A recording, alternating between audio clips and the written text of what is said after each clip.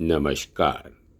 मैं संजीव कुमार आज मृत्यु के पार इसका दूसरा भाग संक्षेप में प्रस्तुत करने का प्रयास कर रहा हूँ। इस अद्भुत पुस्तक के रचनाकार हैं स्वामी अभेदानंद।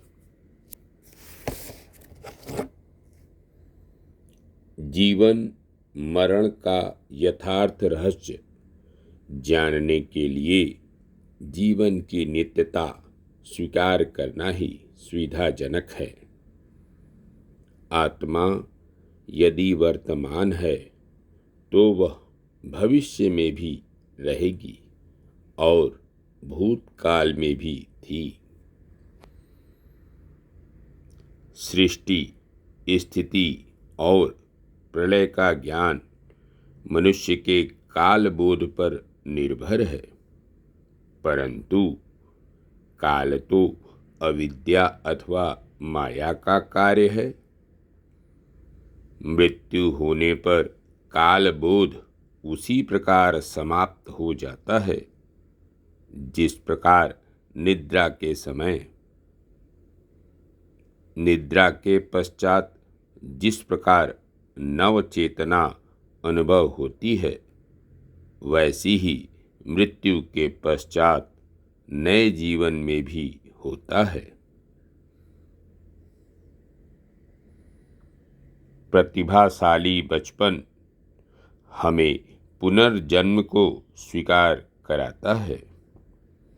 जो लोग पुनर्जन्मवाद में विश्वास नहीं करते, उनकी प्रमुख शंकाएं हैं। यदि हम पहले थे तो यह बात हमारे मन में क्यों नहीं आती, किंतु इस जीवन में ही क्या सब कुछ हमें याद रह पाता है?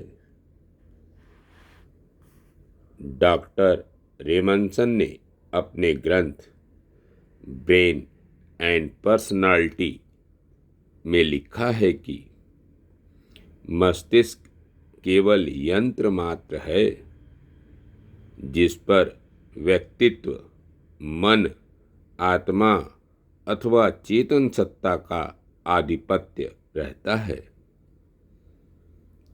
मस्तिष्क की तुलना एक वाद्य यंत्र से दी जा सकती है जिसका कलाकार है व्यक्तित्व। संगीत वाद्य यंत्र में नहीं वरन संगीतकार के मन में रहता है।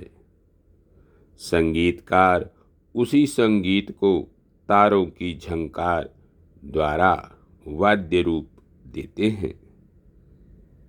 ठीक इसी प्रकार व्यक्तित्व भी मस्तिष्क के कोषों पर कार्य करता है।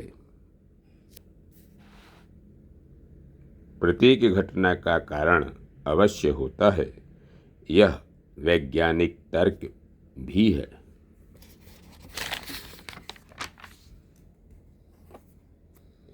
कार्य एवं कारण में इतना ही अंतर है कि कार्य अपने कारण का परिणाम रूप है।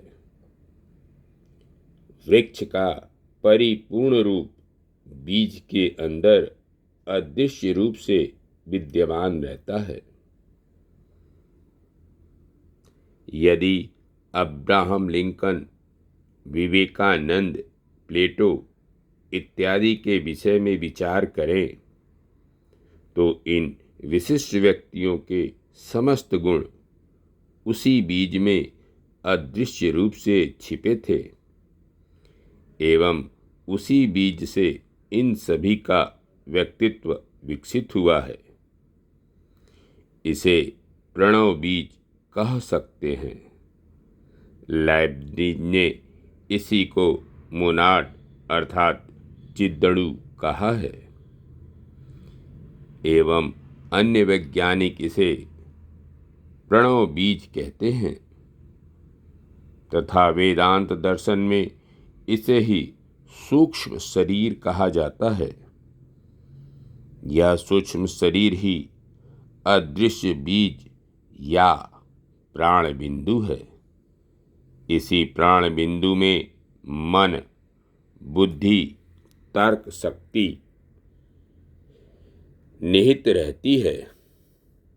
इन सभी शक्तियों के अतिरिक्त सूक्ष्म शरीर में प्रारब्ध एवं पूर्व जन्म के संस्कार भी रहते हैं। व्योम एवं अति सूक्ष्म पदार्थ एक शक्ति के द्वारा सूक्ष्म शरीर में केंद्रित एवं गठित होते हैं। इसी शक्ति को प्राण शक्ति या जीवनी शक्ति कहते हैं। सूक्ष्म शरीर ही मनुष्य रूप आकार में रूपांतरित होता है, जिसमें भोग क्षमता हेतु अवयवों की सृष्टि होती है। जिस प्रकार से सीपी अथवा केकड़ा अपने आवास स्वरूप खोल की सृष्टि करता है, उसी तरह यह सूक्ष्म शरीर, चाहे मनुष्य हो अथवा पशु, अपनी इच्छाओं, कामनाओं अथवा प्रवृत्ति के अनुसार आकार धारण करता है। मृत्यु के समय व्यक्ति विशेष अपनी समस्त शक्तियों को संकुचित कर लेता है एवं समस्त शक्तियां पुनः प्राण बिंदु में केंद्रित हो जाती हैं।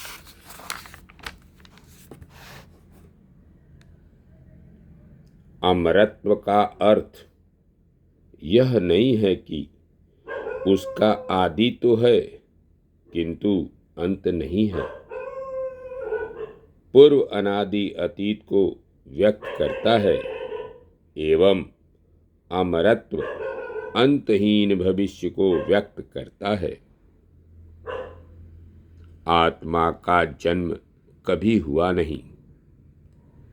आत्मा शून्य से सृष्टि होती नहीं। यही मतवाद सर्वोत्तम है एवं सर्वाधिक संतोषजनक भी है। सदैव स्मरण रखें कि हमारा वर्तमान जीवन हमारे अतीत जीवन का ही फल है। धन्यवाद। नमस्कार। शेष अगले अंक में। मैं संजीव कुमार।